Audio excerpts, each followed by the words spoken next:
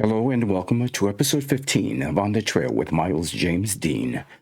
So I'm riding along Interstate 20 somewhere between Midland and Odessa, Texas, and I stopped to take a break.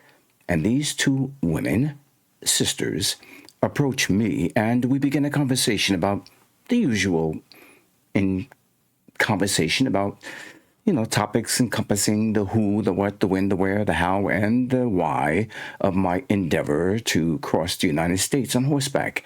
And eventually, I and my driver are invited to stay the night in close proximity to their home and to have dinner with them at the home of one of the sisters. So that evening, when my driver and I arrived, we were met by the two sisters and the husband of one. Let me see if I can pull up a picture. There they are. There are the two sisters there. So,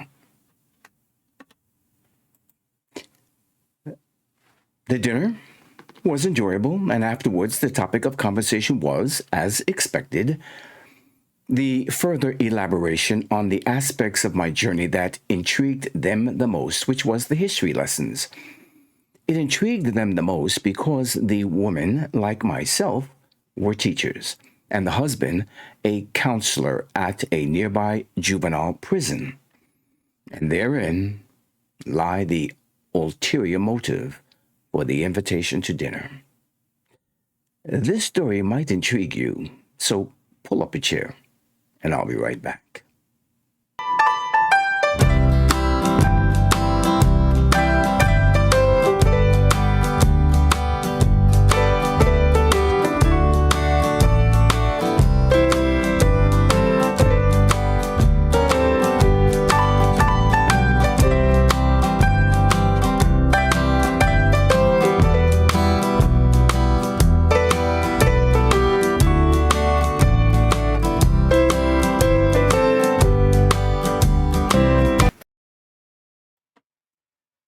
Little did I know that I was being primed to be a guest speaker at the prison where youths up to the age of 18 were incarcerated, and when the question was finally asked if I would consider speaking, I thought to myself, during the journey I had spoken to a group of college teachers at one of their seminars, several classroom sessions at a couple of universities.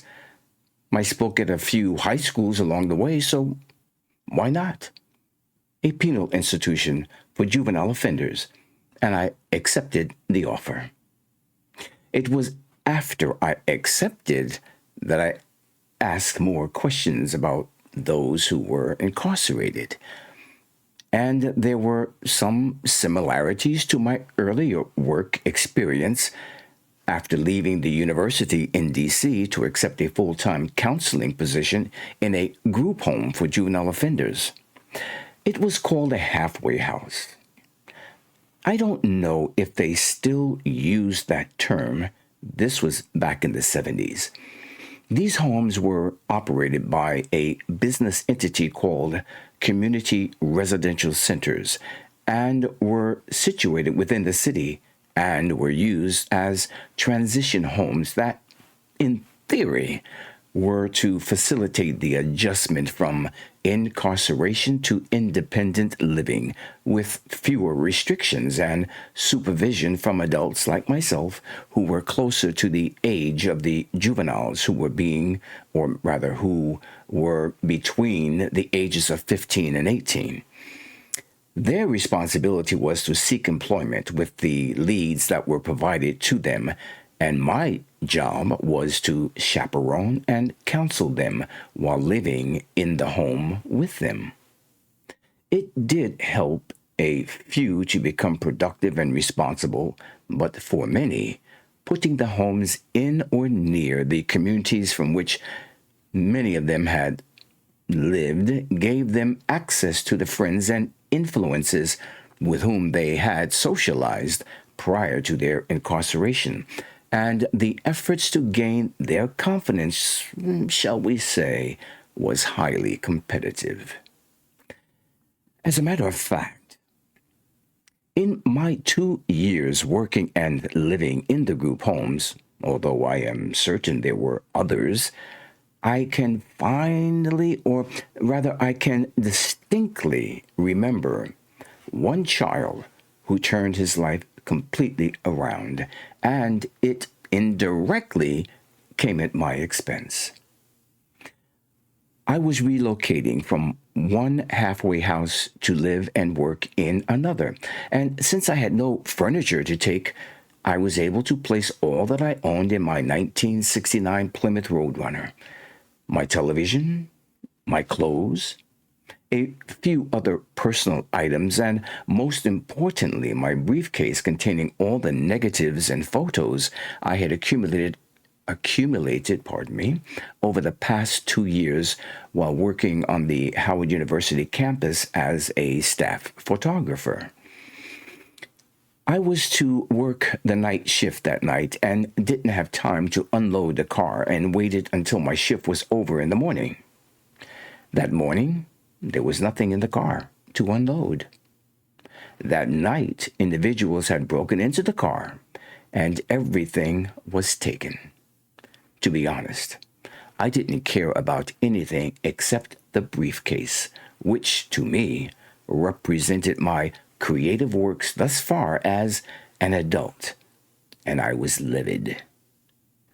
Within me, I contemplated unforgiving revenge and how I would seek it, and I knew by the questions asked by the boys in the group home that they were of the same mindset. Sympathizingly, they asked what would be my course of action, how would I track them down, and what would I do to them if I could find them. As a senior counselor, I felt compelled and even obligated to lie, and rejected any notion of revenge. Instead, simply stated that as long as I had a job, I could replace anything that was stolen. It was only one boy who took it to heart, and he went out and found not one, but two jobs. It was then that I myself realized the power of one. It was that incident that later shaped my philosophical approach to teaching, which allowed me to teach with very little stress. I am only one man, and if I could positively affect the life of one child, then I have made my contribution to society. The only caveat to that philosophical approach to teaching was that I carried it into the classroom each and every day for 30 years. One man, one child. Getting back to the prison, I was told that permission to speak to the inmates could probably be given within one day advance notice, and so was the case. And I had 2 nights and one day to decide the topic of conversation. Well, what was I going to say to a group of juvenile offenders incarcerated for theft, assault, and even murder? And I called it the trap. On the morning of the prison visit, I was escorted through the prison gates and security checkpoints and eventually into the main hall that led to the classrooms where the inmates or students were administered whatever the discipline or subject matter of the day. I had entered the large hall before the young adults and watched as each of them entered the room, surprised to see me standing there. I could hear some of them smirking, as I am sure they were not only caught off guard at the appearance of someone new, but the appearance of a black man dressed below a cowboy hat in full Western attire down to his spurs, not to mention the locks in his hair, I would imagine. That was something to smirk about. I had already asked that I be permitted to do my own introduction, and after each inmate, I want to say student, had taken his seat, I went around the classroom and gave each of them a personal introduction by silently shaking each hand with the original handshake that came about in the late 60s during the Black Panther and the revolutionary era of that period. You know, the handshake. Well, remnants of that handshake still exist today with the addition of finger snaps and other gestures, and even hugs have been added. It seems that black symbolic gestures of oneness and pride have been and continue to slowly become ideals and symbols of a bygone era, and that is so well expressed by the characters in Spike Lee's satirical masterpiece entitled Bamboozle.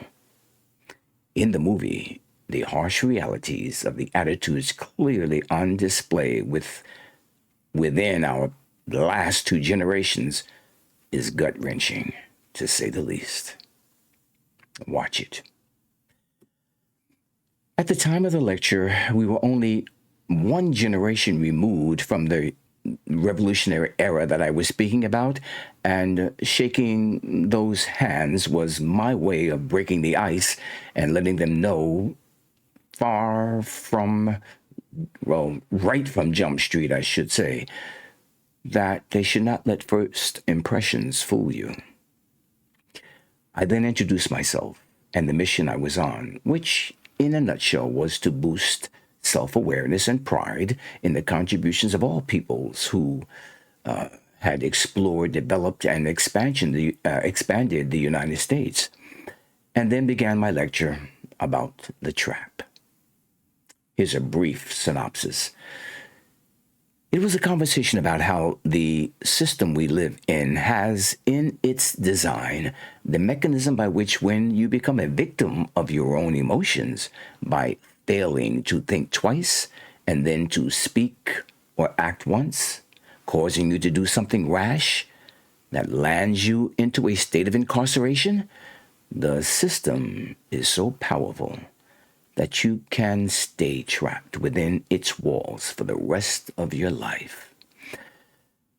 In other words, the ability for you to compete with others for the opportunities you deserve, the rights and privileges afforded to you simply as a citizen, and ultimately your freedom can be taken away and possibly forever by a system, a machine that cares nothing about you, all because, or in many cases, you didn't check your emotions. You didn't think twice, understanding that your first thought is always the emotional thought, the one that puts you first, and not the second thought that includes you, your loved ones, and maybe even your community. The trap is always there waiting for you to spring it on yourself.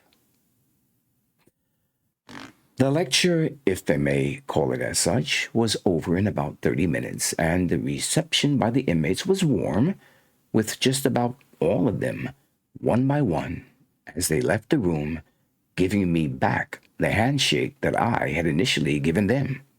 I took it as a sign of respect. In the corner of my eye, I could see that one of them was lingering behind the others, seemingly wanting to be last.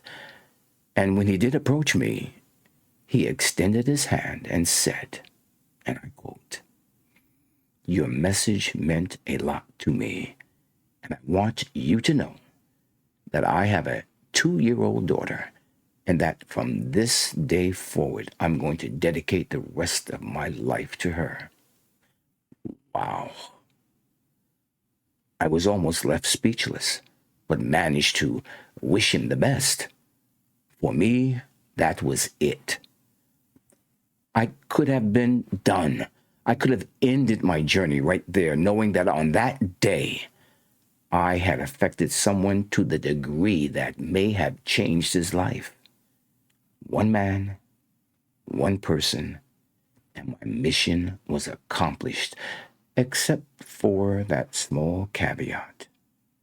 One man, one child, one day at a time.